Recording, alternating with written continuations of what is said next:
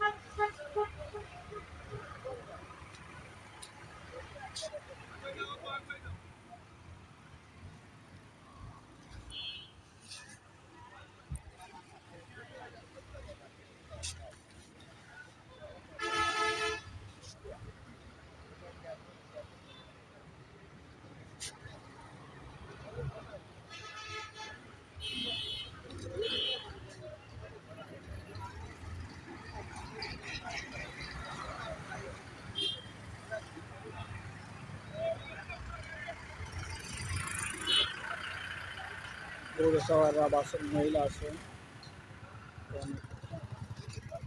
গাড়ি করতে আমার লাগছে।